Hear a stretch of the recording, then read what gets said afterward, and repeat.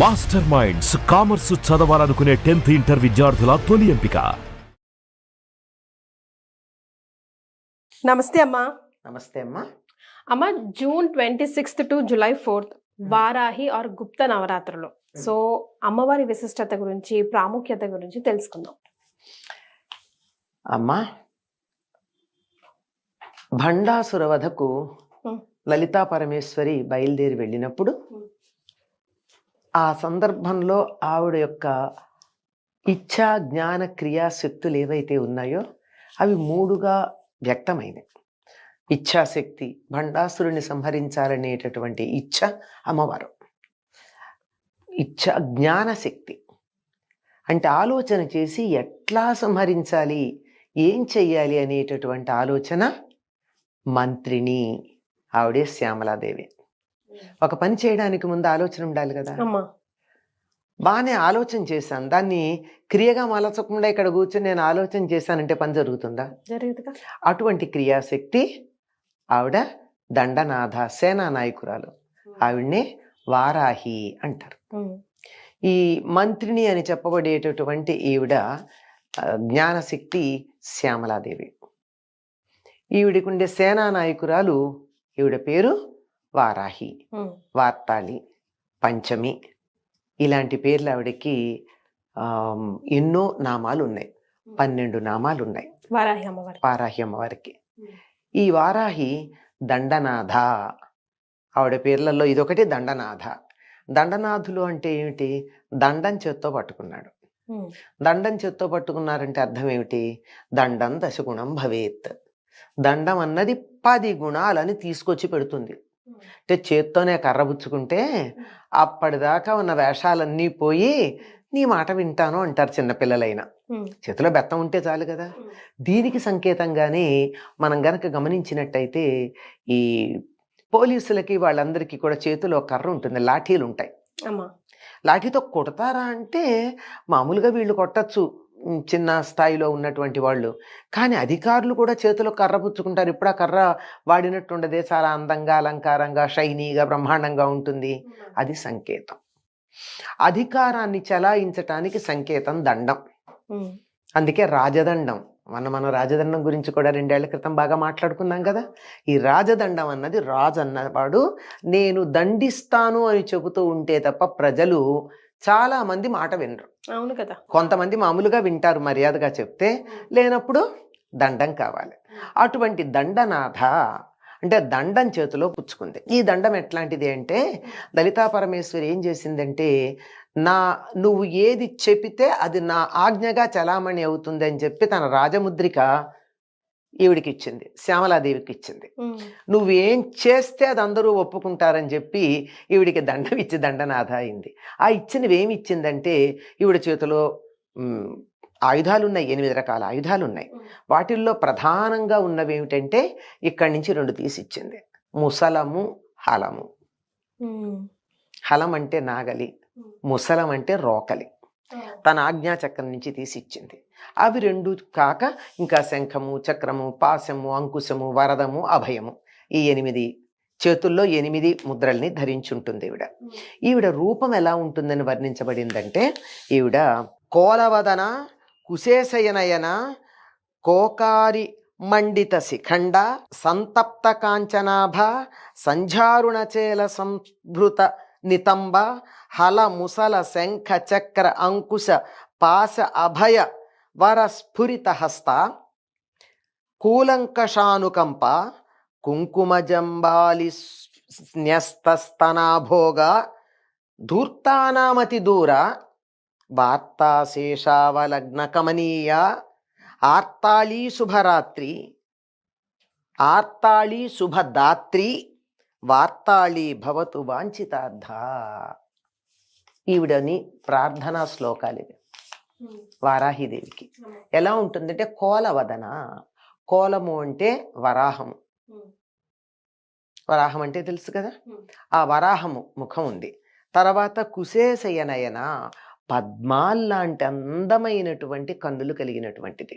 పైగా ఇంకొక చోట వర్ణిస్తారు, 1000 రేకులున్న పద్మంలో నిరంతరం అలా విహారం చేసేది అని ఆవిడ్ని. ఆ తరువాత మంచి చంద్రుడు తన శిఖ మీద అలంకారంగా కలిగినటువంటిది. ఎలా ఉందిటంటే రూపం నలుపే గాని దాని నుంచి వచ్చేటటువంటి కాంతి ఎలా ఉందంటే కరిగించిలా ధారగా పోస్తున్నటువంటి బంగారం లాంటి కాంతి కలిగిందిట. సంతప్త కాంచనాభ, కరుగుతూ ఉన్నటువంటి బంగారం లాగా మెరిసిపోయేటటువంటి కాంతి కలిగింది. అంటే నల్లని శరీరం నుండి కూడా అటువంటి కాంతి వస్తుంది. పైగా సంధ్యాకాలంలో ఉండే ఎర్రని రంగు కలిగినటువంటి వస్త్రాన్ని ధరించినటువంటిది. చెప్పాను కదా, హలము అంటే నాగలి, ముసలము రోకలి, సరే శంఖము, చక్రము, వరదము, అభయము, ఆ పైన అంకుశము, పాశము, వీటిని తన చేతులలో ధరించినటువంటిది. కూలంకషానుకంప, ఒడ్డుని ఒరుసుకుంటూ ప్రవహించేటటువంటి ప్రవాహంలాగా ఉన్న దయ కలిగింది. అంటే ఎప్పుడైనా గట్టు తెంచుకుని ఆ దయ మన మీద ప్రసరించవచ్చు అనమాట. అంత దయ కలిగినటువంటిది. కుంకుమతో అలంకరించబడిన బురదగా అలంకరించబడినటువంటి ఇక్కడి నుంచి ఇక్కడి దాకా ఉండే ప్రాంతాన్ని ఆభోగం అంటారు. అంటే ఈ స్తనాల దాకా, కంఠం నుంచి స్తనం దాకా ఉండేది. ఇది ఎందుకు ఆభోగం అంటే నగలన్నీ ఇక్కడే పెట్టుకోవాలి. మరి అక్కడ ఏముందంటే కుంకుమ అలంకరించబడిందిట. కుంకుమ అంటే మనం మొహాన్ని పెట్టుకునే కుంకుమని కాదమ్మా, కాశ్మీరంలో దొరికే కుంకుమ పువ్వుతో చేసినటువంటిది, అది కుంకుమ. దాన్ని ధరించినటువంటిది. ఇక అసలు లక్షణం ఏమిటో తెలుసా? భౌతిక రూపం ఇదైతే ధూర్తానాం అతి దూర, దుర్మార్గులకి చాలా దూరంగా ఉంటుంది. ఆహా, దుర్మార్గులు ఈవిడ దగ్గరికి రాలేరు. ఎలా? దుష్ట దూర, దురాచార శమని, దోషవర్జిత, లలితారాసనామ సహస్రంలో ఉంది కదా ఆవిడ వర్ణన. అలాగే వార్తాశేషావలగ్న కమనీయ, ఇది అస్సలు ఆవిడ లక్షణం. వార్త అంటే మనం న్యూస్ అనే అర్థంలో చెప్పుకుంటాం. వార్త అంటే జీవిక అంటే బతుకు తెరువు, బతకడానికి కావాల్సినటువంటి విశేషం. ఏమిటి బ్రతుకు తెరువు? అందరికీ ఆహారం కావాలి, బ్రతికు ఉండాలి. వ్యవసాయం మొదలైనటువంటి వాటికి సంబంధించిన విశేషాలకు వార్త అని పేరు. వార్త యందు జగము వర్తించుచుండును అని మన వాళ్ళకు చెప్తారు. వార్తలో జగత్తు ఉందంటే న్యూస్ పేపర్లోని న్యూస్తో ప్రపంచం తెలుస్తుందని లేనిపోని అర్థం చెప్పుకుంటాం కాదు. చక్కగా జీవనోపాధి, జీవిక ఏదైతే ఉందో దాంట్లోనే ఈ మొత్తం అంతా బ్రతుకుంది. ఎవరెట్లా బతుకుతారో వేరే మాట. నువ్వు వ్యవసాయం చేస్తావా, వ్యాపారం చేస్తావా, వ్యవహారం నడుపుతావా, అది వేరే మాట. కానీ ఏదో ఒకటి ఉంది కదా. అటువంటి వార్తని చక్కగా చేస్తూ చాలా జాగ్రత్తగా అందరికీ వార్తను అందిస్తూ ఉంటుంది ఆవిడ. అందరికి మన జీవనోపాధి కల్పిస్తూ ఉంటుంది, బతికేటట్టుగా చేస్తూ ఉంటుంది. పైగా కనపడనటువంటి సన్నని నడుము ఉందండి ఆవిడికి. ఉందని అన్నారంతే, ఉందో లేదో కనపట్టల్లా. అంత సన్నం మాట బట్టి ఆవిడికి నడుము ఉందనుకోవాలి కానీ అంత సన్నగా ఉంది. ఆ తర్వాత ఆర్తాళి శుభదాత్రి, బాధపడినటువంటి వాళ్ళకి శుభాన్ని కలిగించేది. ఎవరైనా నాకు కష్టం ఉందమ్మా అంటే వెంటనే శుభాన్ని కలిగిస్తుంది. వార్తాళి, ఆవిడకున్న మరో పేరేమిటి? వార్తాళి. ఆవిడకున్న పేర్లలో ఒకటి వార్తాళి. ఆ వార్తాళి మాకందరికీ శుభమును కలిగించు అని అడిగారు. ఇది అమ్మవారికి సంబంధించిన, వారాహీదేవికి సంబంధించిన స్తుతి. దీన్ని బట్టి అర్థం చేసుకోవాల్సిన విషయం ఏమిటంటే దుష్టులను దూరం చేస్తుంది, శుభాలను కలిగిస్తుంది, మనకు ఆహారాన్ని కలిగిస్తుంది. ఈవిడ ఇంద్రియాల మీద ఆధిపత్యం కలిగింది. ఇంద్రియాలు చక్కగా పనిచేయాలి అంటే శరీరానికి పుష్టి ఉండాలి. శరీరానికి అంటే అన్నం తినకపోతే కళ్ళు బయర్లు కంపుతాయా లేదా? మాట వినపట్టలేదండి, చెవులు గళ్ళు పడుతున్నాయండి, నోరు ఎండిపోతుందండి అంటాం. అట్లా లేకుండా ఉండాలంటే ఏం కావాలి? తుష్టిగా ఉండాలి. ఆ తుష్టికి కావలసినటువంటిది, శరీరం పుష్టిగా ఉండాలి అంటే దానికి కావలసినటువంటి పనులు చేయడానికి అమ్మవారు కారణం. అందుకని ఆవిడ చేతిలో ఉన్నట్టు ఒక ఆయుధం నాగలి. నాగలితో భూమిని దున్నితే, పంట పండితే వచ్చినటువంటి దాన్ని రోకలితో దంచి బియ్యం చేసుకుంటే మనకు ఆహారం వస్తుంది. అప్పుడు నీకు భయం లేదు అంటుంది. అప్పుడు నీకు కావలసిన వరాలు ఇస్తానంటుంది. పైగా ఈవిడ ఇంకోటి ఏమిటంటే భూమికి ప్రతీకగా ఎందుకు చెప్తారు అంటే వరాహం ఎప్పుడూ భూమిని చొచ్చుకుపోతూ ఉంటుంది. భూమి లోపలికి వెళ్ళిపోతూ ఉంటుంది, ఇలా తవ్వుకుంటూ తవ్వుకుంటూ తవ్వుకుంటూ వెళుతూ ఉంటుంది. కనుక భూమి మనకు కావాలి అంటే తప్పనిసరిగా వారాహి మనకు అవసరం. అలాగే వరాహ అవతారం, భూమి సభ్యంగా ఉండడానికి వరాహ అవతారాన్ని పూజించాలి, లేదా స్త్రీ రూపంలో అయితే వారాహిని పూజించాలి. సాధారణంగా చాలామంది ఏమనుకుంటారంటే ఈ వారాహికి వరాహ అవతారం భర్త అనుకుంటారు. కాదమ్మా, ఆయనకి సోదరే కదా ఈవిడ. అమ్మవారు నారాయణుడికి సోదరు అయ్యేటప్పుడు భర్త ఎట్లా అవుతాడు కదా. నారాయణి అంటే పార్వతీదేవి, నారాయణుడు అంటే విష్ణుమూర్తి. వాళ్ళిద్దరిని ఎట్లా చెప్తాం? ఒక భైరవుడు ఈవిడికి భర్త, అష్టభైరవుల్లో ఒకరు.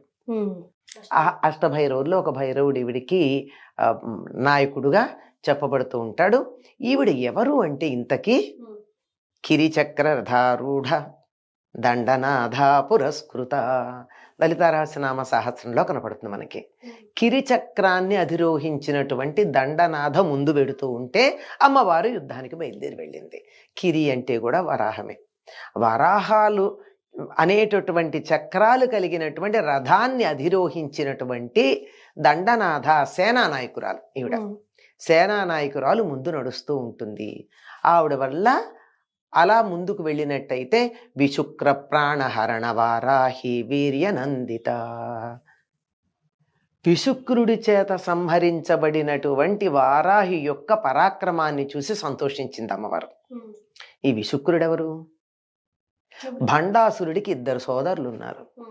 ఒకడి పేరు విషంగుడు, ఒకటి పేరు విశుక్రుడు. విషంగుడు అంటే చెడ్డ స్నేహాలు చేయించేవాడు. విశుక్రుడు అంటే చెడ్డ స్నేహాలు ఆడవాళ్ళు మగవాళ్ళు కాకుండా మగవాళ్లతో ఆడవాళ్ల స్నేహాలు చేయించి శుక్రధాతువుని వ్యర్థం చేయించేవాడు విశుక్రుడు. శుక్రధాతువు ముందు వ్యర్థమైతే ఏం జరుగుతుందో తెలుసా అమ్మా? వివాహానికి ముందు సంతానం బలహీనంగా కలుగుతుంది. అందుకని బ్రహ్మచర్యం పాటించిన వాళ్ళకి మాత్రమే, వివాహం వరకు బ్రహ్మచర్యం పాటిస్తేనే మంచి సంతతి కలుగుతుంది. బలహీనులు, రకరకాలైనటువంటి దోషాలు కలిగినటువంటి వాళ్ళు కలగడానికి కారణం శుక్రము వివాహాత్పూర్వం వృధా కావడం. ఈ పని చేయించేటటువంటి వాడు విశుక్రుడు. అటువంటి విశుక్రుణ్ణి సంహరించింది. అంటే ఈ జాతి ఏదైతే ఉందో ఈ జాతి ఇక్కడికిక్కడ కొనసాగకుండా బలహీనపడేటట్టుగా చేసేటటువంటి వాడు విశుక్రుడు. మనం ఇప్పుడు వింటూ ఉన్నాం, చాలా మనకి వైక్రోమోజోమ్ నశించటానికి ఎన్నో రకాల ప్రణాళికలు. వాడిని విశుక్రుడు తప్ప ఇంకేమంటాం? అటువంటి వాణ్ణి పోగొట్టేటటువంటిది వారాహి. వర అహము. వర అంటే శ్రేష్టమైన, అహము అంటే నేను అనేటటువంటి భావన. శ్రేష్టమైన నేను అనే భావన కావాలి అంటే నేను తలెత్తుకొని ఉండగలగాలి. నేను అని నీరసంగా దీర్ఘాలు తీసుకుంటూ ఉంటే అది వరాహం కాదు, నీచాహం. మన జాతి ఆ నీచాహ స్థితి నుండి వరాహ స్థితికి రావడానికి విశుక్రుణ్ణి సంహరించిన వారాహి అవసరం అవుతుంది. సో వారాహి అమ్మవారిని అందరూ ప్రతి ఒక్కరు కూడా ఆరాధించవచ్చామా? అమ్మ ఆరాధించటం అంటే నమస్కారం చేసుకోవచ్చు, పూజ చేయొచ్చు. ఎందుకు చేయకూడదమ్మా? ఇప్పుడు అమ్మవారు ఉదాహరణకు చెప్పుకుందాం, మనకి సైన్యాధిపతులు, త్రివిధ దళాధిపతులు ఉన్నారు. వాళ్ళకి ఇవ్వాల్సిన గౌరవం వాళ్ళకి ఇవ్వాలా అక్కర్లేదా? ఇవ్వాల్సిందేగా. వాళ్ళకి పైన ఎవరున్నారు? రాష్ట్రపతి.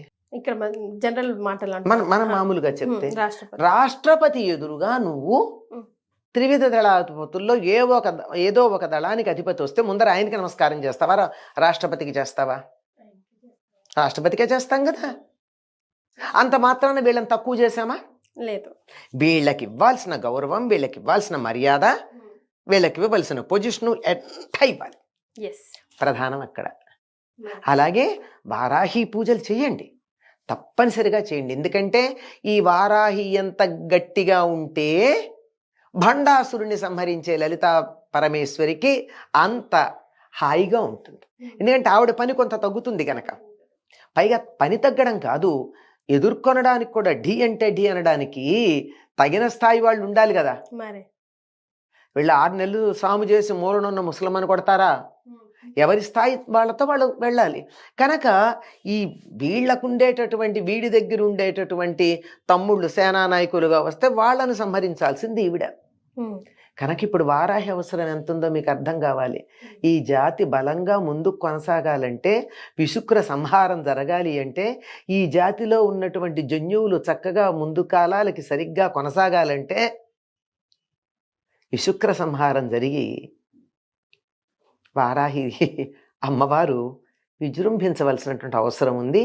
కానీ వారాహియే ప్రధానం అనుకుని లలితా పరమేశ్వరుని పక్కన పెట్టకూడదు.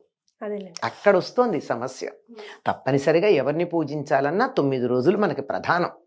9 పూర్ణ సంఖ్యగా చెప్తారు. కనుక ఒక దీక్ష పూర్తి కావాలంటే 9 రోజులు. వారాహి అమ్మవారిని పూజించాలంటే కూడా 9 రోజులు పూజిస్తారు. ఈవిడికి పంచమి అని పేరుంది. ఎందుకంటే సప్తమాతృకల్లో ఈవిడ 9వది. విష్ణుమూర్తి అవతారమైన వరాహము యొక్క శక్తి వారాహి. మనం చెప్పుకుంటాం కదండి, బ్రాహ్మి మాహేశ్వరి కౌమారి వైష్ణవి వారాహి అని చెప్పేట 5వ మాతృక ఈవిడ. ఈవిడ్నే వార్తాళి అంటారు, అంటే జీవనోపాధి కలిగించేటటువంటిదని. అలాగా దండనాథ, సంకేత, సమయపాలిని. కానీ అమ్మవారి రూపం గురించి భలేగా చెప్పారమ్మా. అంటే ఊహించుకోవచ్చు అనమాట, క్లియర్ పిక్చర్. ఎంత అందంగా ఉంటుందో వారాహి రూపం.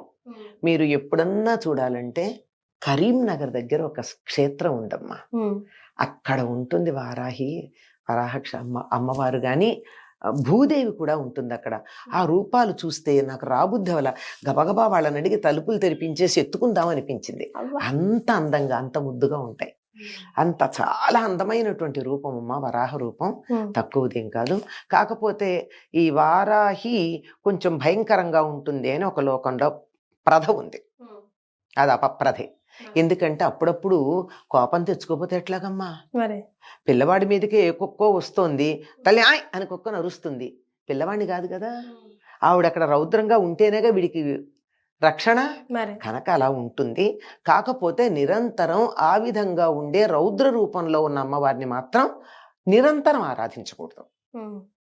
ఎందుకంటే దేన్ని ఆరాధిస్తే ఆ రూపం మనకు వస్తుంది కనుక మనం కూడా అందరి మీద అలా కోపం తెచ్చుకుంటామేమో. అందువల్ల ఆ సమయంలో మనం ఆరాధించవచ్చు అంతవరకు. రైట్. చాలా సంతోషం అమ్మ, ధన్యవాదాలు. నమస్తే.